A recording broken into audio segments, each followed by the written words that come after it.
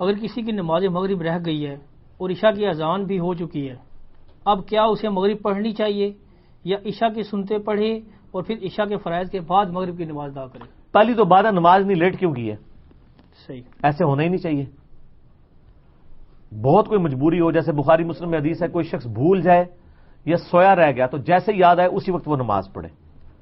دنیاوی کسی کام میں آپ نماز کو ڈیلے تو نہیں کر سکتے. بہرحال اگر اس طرح ڈیلے ہو گیا تو آپ ظاہر عشاء کی سنتوں کی تو پھر کوئی ضرورت ہی نہیں ہے نا. عشاء کی اذان ہو چکی ہے تو آپ عشاء کی سنتوں کی بجائے مغرب کے 3 فرض پڑھیں. صحیح، ٹھیک ہے، اور اس کے بعد عشاء کے فرض امام کے ساتھ پڑھیں، کیونکہ فرض زیادہ ضروری ہے نا. اکاؤنٹیبلٹی تو فرائض کی ہے نا، جو 17 ہیں، 2 فجر کے، 4 ظہر، 4 عصر، 3 مغرب، 4 عشاء. تو اور نمازوں کی ترتیب بھی قائم رکھے، یہ افضل ہے. ترتیب بہت ضروری ہے، افضل ہے. صحیح. یعنی اگر اویلیبلٹی ہو، اب میں مسجد میں گیا ہوں عشاء کے لیے اور مغرب میری رہتی ہے اور میں چاہ رہا ہوں پہلے مغرب پڑھوں پھر عشاء، آگے عشاء کی جماعت قائم ہے. اب میں یہ تو نہیں کروں گا میں باہر نکل کے مغرب پڑھنی شروع کر دوں. عشاء کے والے کے پیچھے مغرب بھی نیت نہیں کر سکتا کیونکہ عشاء کی 4 ہے، مغرب کی 3 ہے. مغرب والے کے پیچھے تو عشاء ہو سکتی نیت، کیونکہ وہ 3 پڑھ کے امام سلام پھیر دے تو چوتھی آپ مکمل کر لیں تو متنفل کے پیچھے متفرض کی نماز بھی ہو جاتی ہے. بخاری مسلم میں موجود ہے، معاذ بن جبل کہتے ہیں میں نبی علیہ السلام کے پیچھے نماز پڑھتا تھا عشاء کی، پھر اپنی قوم کو بھی جا کے عشاء کی نماز پڑھایا کرتا تھا. حالانکہ وہ فرض پڑھا رہے ہوتے تھے، خود پڑھ آئے ہوتے تھے، تو وہ نفل کی امامت کر کے، کیونکہ قرآن ان کو زیادہ آتا تھا.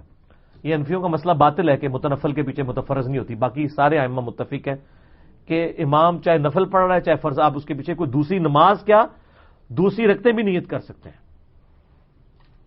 یعنی اگر آپ امام پڑھ رہا ہے تراویح کی نماز، آپ عشاء کے فرض پیچھے نیت کر سکتے ہیں، آپ لیٹ ہو گئے. یا مغرب رہ گئی تھی اور امام نے 2 تراویح پڑھا رہے ہیں، آپ اس کے پیچھے مغرب نیت کر لیں، وہ 2 پڑھ کے سلام پھیرے، آپ سلام نہ پھیریں، 1 رکعت اور ملائیں، آپ کی مغرب ہو جائے گی، آپ کو جماعت کا ثواب بھی مل جائے گا. اور عرب کے لوگ ایسے کرتے ہیں، ان کو پتہ ہے یہ بات کا، یہ کہانیاں ساری ادھر ٹریول کر رہی ہیں. عرب میں تو چونکہ اس طرح کا مسئلہ نہیں، وہ ڈائریکٹ دین سے یعنی واقفیت رکھتے ہیں. تو یہ جو مغرب والا مسئلہ ہے نا جی، وہ مغرب کی نماز پہلے پڑھے، اور اگر عشاء کی جماعت کھڑی ہو گئی ہے تو عشاء کی نماز پڑھ لیں. عشاء کا سلام پھیرتے ہی آپ مغرب کے 3 فرض پڑھیں، اس کے بعد عشاء کی سنتیں پڑھ لیں. ٹھیک ہے. ترتیب ضروری صورت میں جب آپ کے اختیار میں ترتیب ہو. اب آپ یہ تو نہیں ہے کہ اب آپ مسلمانوں کی جمعیت سے الگ ہو رہے ہیں، ایسا تو نہ کریں. ٹھیک ہو گیا. تو یہ مسئلہ ہے اجتہادی. اگر ایک شخص مسجد میں ہے، عصر کی نماز ہو رہی تھی اور اس کی زور کی رہتی ہے، تو اس کے پاس 2 راستے ہیں. یا عصر والے کے پیچھے زور نیت کر لے اور بعد میں عصر اپنی پڑھ لے ترتیب کو قائم کرنے کے لیے، یا مسلمانوں کی جمعیت کا حصہ بننے کے لیے اس کے ساتھ عصر پڑھ لے اور زور بعد میں پڑھ لے. یہ مسئلہ اجتہادی ہے، یہ کوئی یعنی پیٹ مسئلہ نہیں ہے، اس میں دونوں طرف اقوال پائے جاتے ہیں. اور جب کوئی چیز اجتہادی ہے، اکثر لوگ کہتے ہیں نا یہ مسئلہ نبی علیہ السلام کیوں نہیں بتا کے گئے. نبی علیہ السلام جان بوجھ کے ایسے مسئلے چھوڑ کے گئے ہیں، اگر آپ بتا کے جاتے تو امت کے لیے مصیبت کھڑی ہو جاتی. اکثر مسائل اجتہاد پہ چھوڑ دیے تاکہ اس کے اوپر گرفت نہ ہو. اور اس کی اصل وہ حدیث ہے بخاری مسلم دونوں میں، غزوہ احزاب کے موقع پر بنو قریظہ نے بد عہدی کی تھی، تو جب جنگ ختم ہوئی تو حضرت جبرائیل آئے، کہا یا رسول اللہ صلی اللہ علیہ وآلہ وسلم آپ نے تو اپنی زرہ اتار دی ہے اور ہم فرشتوں نے تو ابھی تک زرہ پہنی ہوئی ہے. ٹھیک ہے، تو یہ تو اللہ کا حکم ہے کہ بنو قریظہ سے بد عہدی کا بدلہ لینا ہے، تو اپنے صحابہ کو حکم دیں کہ پہنچے وہاں پہ. نبی علیہ السلام نے صحابہ کو اکٹھا کر کے کہا کہ عصر کی نماز بنو قریظہ میں پڑھنی سب نے جا کے. ٹھیک.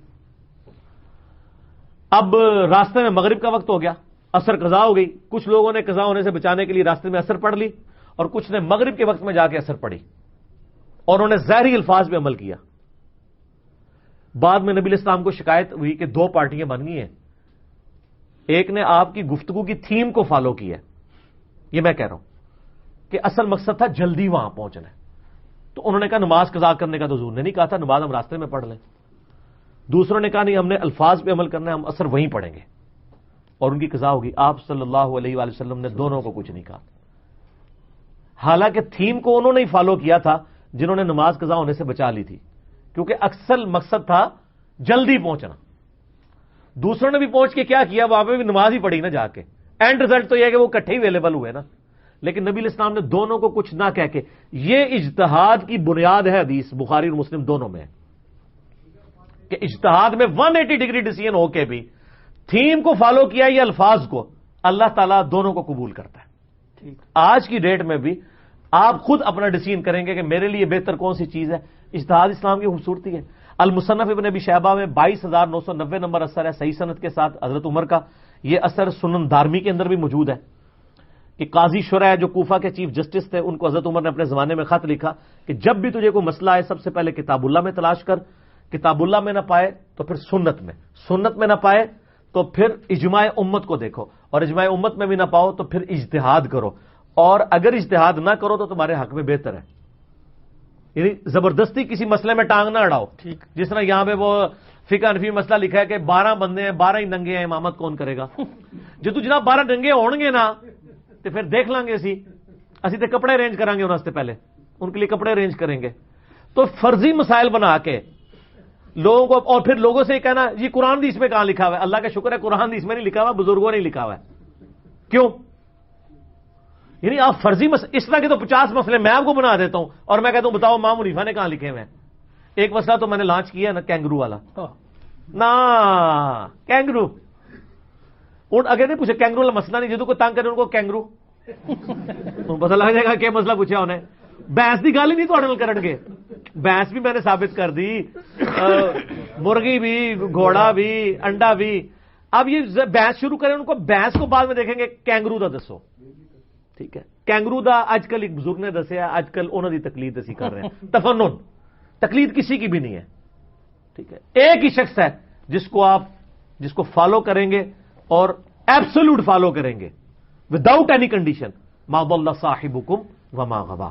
نبی صلی اللہ علیہ وآلہ وسلم. اللہم صلی علی محمد وعلی آل محمد. مغرب کی اذانیں شروع ہوا جاتی ہیں, باقی نمازیں بلکہ اذان مغرب کے وقفے کے بعد نمازیں تو ہم جمع کریں گے ٹائم مینجمنٹ کے پوائنٹ آف ویو سے.